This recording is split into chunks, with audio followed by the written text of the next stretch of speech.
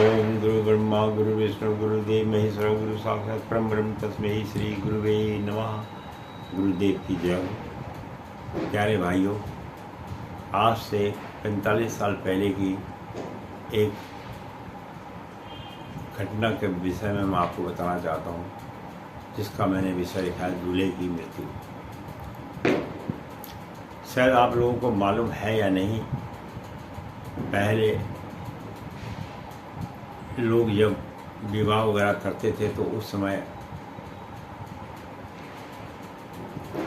घोड़े आदि का उपयोग ज़्यादा किया जाता था।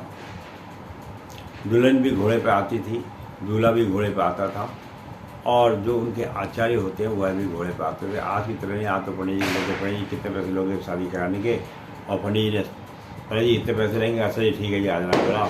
तो वो रिस्पेक्ट तो आज की डेट में पंडित को उतने ही टाइम मिलते जितनी देर वो पूजा पाठ कराता है। लेकिन अब सवाल यह है कि जो आचार्य पहले के लोग जो मानते हैं, वो आचार्य की बड़ी रिस्पेक्ट और उनके बिना कोई कार्य करते नहीं थे। तो अब क्या हुआ, बारात वगैरह शादी वगैरह हो गई और दुल्हन भी और पंडित जी भी और दूल्हा भी जो है 3 घोड़ों में बैठ के आ रहे थे। अब आपको पता है कि पहाड़ों पर जब विवाह वगैरह होता है तो उसमें एक पगडंडी सी होती है, उस पर लोग चला करते हैं। सारे एक साथ तो चलते नहीं हैं, एक के पीछे एक चलता है, एक वो बना के चलते हैं एक। तो उसमें क्या है कि सर्वप्रथम सबसे आगे तो और लोग जा ही रहे थे, लेकिन रो बना के बीच में दूल्हे को और दूल्हे के पीछे दुल्हन को और दुल्हन के पीछे आचार्य को भी बैठा रखा था घोड़े पर। सभी लोग हर्षोल्लास के साथ बाजे आजे बजा के दुल्हन को लेकर घर आ रहे थे। तभी क्या होता है, जब दूल्हे के घर केवल मात्र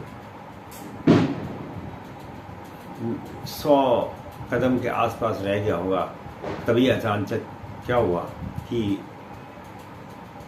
एक विशाल पत्थर ऊपर पहाड़ से कहाँ से आया भगवान जाने, उसका तो मुझे भी नहीं पता।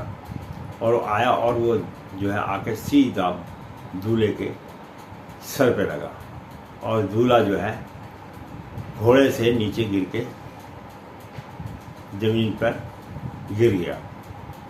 ना तो घोड़े को चोट आई, ना दुल्हन को चोट आई, ना आचार्य को चोट आई, ना किसी बराती को चोट आई। केवल एक ही पत्थर कहाँ से आया, इतना बड़ा पत्थर, और आके जो है सीधा दूल्हे के सर पे लगा और दूल्हे की मृत्यु हो गई।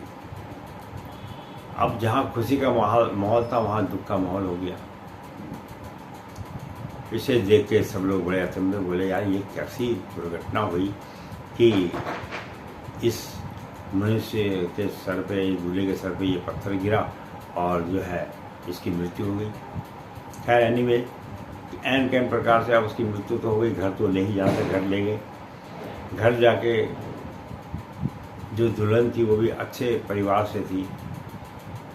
कुछ दिन क्या, चौथे 5वें दिन ही उसका पिता आया और अपनी लड़की को लेके वह अपने घर ले गया। लेकिन कुछ समय के बाद जब उसके पिता की मृत्यु हो गई, तो मृत्यु होने के बाद उसने सोचा कि यहाँ मायके में मुझे कोई पूछेगा नहीं, और अगर पूछेंगे भी तो हर आदमी यही कहता है कितने अभागिन है जो इसके साथ में ऐसी दुर्घटना हुई विवाह से पहले। तो वो लोगों के ताने सुन सुन के परेशान हो गया। कहने का तात्पर्य, अंत में उसने एक ही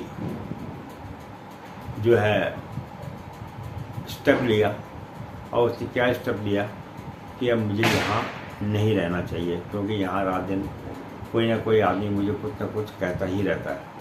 वो वहाँ से उसने पिता से कुछ पैसे लेके हरिद्वार का टिकट कटवाया और वहाँ पहुँच गए। और वहाँ पहुँचकर जो है उसने एक साधु की तरह अपना जीवन व्यतीत किया, और अंत में जो है वो भी भगवान को प्यारी हो गई। कहने का तात्पर्य यह है कि मृत्यु का कोई भरोसा नहीं, कब किसके ऊपर आ जाए। लाखों लोगों में भी मृत्यु केवल उसी के आती है जिसकी लिखी है। ये बिल्कुल सत्य बात है। आशा करता हूँ आपको यह वीडियो अच्छी लगेगी। अच्छी लगे तो और को भी शेयर करना। बाकी मरने और जीने का सुख और दुख तो सभी लोग जीवन में अनुभव करते ही हैं, उसके विषय में तो कहना ही क्या है। तो इसी के साथ मैं अपनी वाणी को विश्राम देता हूँ। धन्यवाद, नमस्कार।